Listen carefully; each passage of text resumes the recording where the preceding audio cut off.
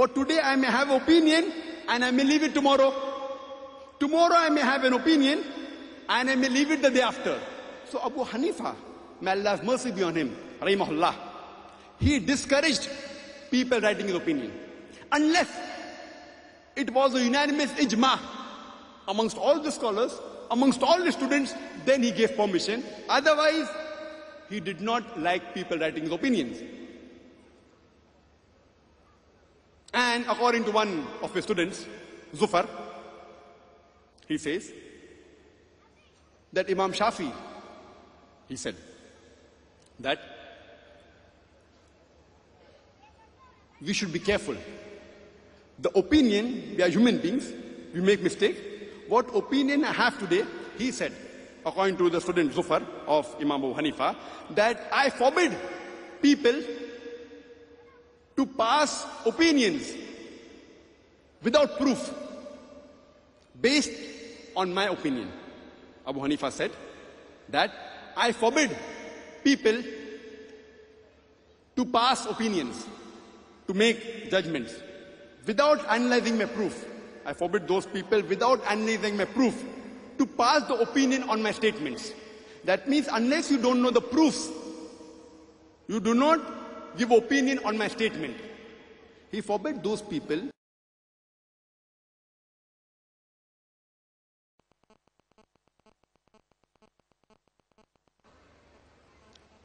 the fourth Aimma, Imam Ahmad ibn Hanbal. Imam Ahmad ibn Hanbal also was of the same opinion. He was so strict that Imam Abu Hanifa, he said, don't write my opinions unless it is confirmed, unless there is an ijma. Imam Ahmad ibn Hanbal was more strict because taqleed started. He said, don't write any of my opinions. If you find any of my opinion, whether it be for Imam Malik, or my opinion on Imam Malik, or Imam Shafi, Imam Abu Hanifa, go to the source. And if you find any of my opinion which goes against the opinion of Allah and His Rasul, you reject my opinion. That's the reason I say I am 100% humbly. If humbly means a person who follows the teachings of Imam Ahmad ibn Hanbal, I am 100% humbly. Other people are 70%, 80%. So in teachings, if you say following the teachings of Abu Hanifa, Imam Abu Hanifa, may Allah's mercy be on him, makes you Hanafi, I am a Pakka Hanafi, 100% Hanafi. If following the teachings of Imam Malik makes you a Maliki, I am 100% Maliki. If following the teachings of Imam Shafi makes you a Shafi, I am 100% Shafi. If following the teachings of Imam Ahmad ibn Hanbal makes you a Hanbali, I am 100% Sawfisad Hanbali. Because all these four great Aimmas said, if you find any of my fatwa which goes against Allah and His Rasul, you throw my fatwa on the wall. See, all the madhabs of all these four great Aimmas was what? What is the meaning of madhab? Madhab means way of going or time of going. Another word for madhab is sunnah. Even sunnah means way. Sunnah of the Prophet means way of the Prophet. So all the madhabs of all these four Aimmas was the madhab of the Rasul. All the Aimmas said, if you find a Sahih Hadith, you reject my opinion. That means all the four Aimmas, their madhab was the madhab of the Rasul. Simple. The way of the Rasul. Imam Abu Hanifa, may Allah be pleased with him, may Allah's mercy be on him, he never came to start a new Hanafi madhab. Imam Malik never came to start a new Maliki madhab. Imam Shafi never came to start a Shafi madhab. Imam Ahmad ibn Hanbal never came to start a new Hanbali madhab. All of them followed the madhab of the Rasul. Like how the Christians misunderstand, Jesus Christ, peace be upon him, never came to teach Christianity. He came to teach Islam. Similarly, all these four great Aimmas, they came to give us knowledge of the teachings of Allah and His Rasul. Their madhab was no madhab but the madhab of the Rasul. Allah says in the Quran, in Surah Al-Imran, chapter number 4, verse number 59, Atiullah, Atiur Rasul, obey Allah and obey the Messenger, and those charged with affairs. With those charged with affairs or with knowledge. You have to follow Allah and His Rasul. After that Allah says, and those who are charged with the affairs, those endowed with knowledge. But the verse does not end there. The verse continues. But if they differ, go back to Allah and His Rasul. So if those with knowledge, Imam Shafi, Imam Ahmad ibn Hanbal, Imam Malik, Imam Hanbal, may Allah's mercy be on them all. If they differ, go back to Allah and His Rasul. So all the four Aimmas, they said the same thing. If you find my fatwa which goes against Allah and Rasul, reject my opinion. Same thing Allah says, Atullah, Atu Rasul, obey Allah and obey the messengers, and those charged with their faith, those endowed with knowledge. But if they differ, go back to Allah and His Rasul if you believe in Allah and the last day. For this is the best and the correct way of determination. There is no better way of determination according to Allah than going back to Allah and His Rasul. It is so simple.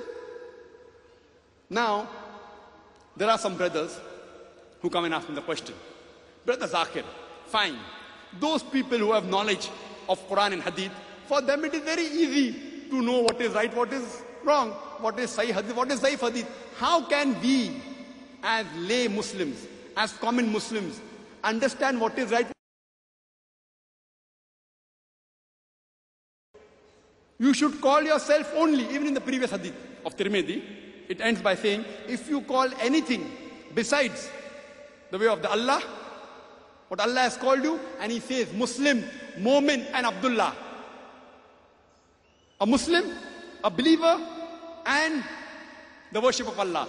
If you call anything besides these three things to yourself, you're calling yourself to hellfire. Hadith. This Salaf, Shaykh Ibn Taymiyyah quotes, that if you call anything, I don't know which thing should I thank more for Allah, for bringing me Islam or for keeping me away from the innovators. You cannot call anything besides what Allah has called you in the Quran. Muslim, Mu'min and Abdullah. Instead of Muhammad is Muslim. Therefore I say Atiullah, Atu. Therefore I, for label, I prefer calling myself Muslim. That's it. First a Muslim, last a Muslim.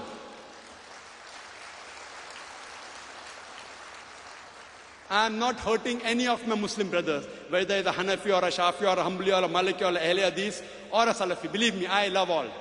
I love all my Muslim brothers. I am not here to hurt anyone's feeling. Therefore I said, Ta'ala wila kalmatin sawa'im bainana bainakum. Come to common terms as between us and you. I am coming to common terms. I respect Abu Hanifa, Imam Abu Hanifa, Imam Ahmad Hanbal, Imam Malik, Imam Shafi. I respect the great scholars of this. I respect the Salaf Salihin. I follow them. Alhamdulillah. Therefore, first the Muslim, last the Muslim. Now, one of the second reasons for the disunity is it. Alhamdulillah, mashallah. We don't have the time, yet you can. That's not called taqleed. But if someone shows you proof against the scholar you respect, and yet you follow him blindly, that is taqleed. The taqleed we can only do of Allah and His Rasul. Bas. Atiullah, Atiur Rasul. Bas. No one else. Simple. Simple formula.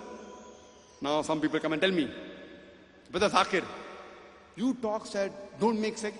But didn't the Prophet said, there will be 73 sects? I said, yes. The Prophet said, there will be. Prophet didn't say you should make.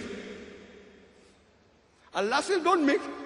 But Prophet knew, even though Allah says, don't make sects, the Muslims are bound to make. So he predicted there will be. He didn't say you should make. And if you read the Sahih Hadith of Abu Dawud, Hadith number 4579 and Hadith number 4580, it says that Prophet Muhammad said that the Jews were divided into 71 or 72 sects, the Christians were divided into 71 or 72 sects, and the Muslims will be divided into 73 sects.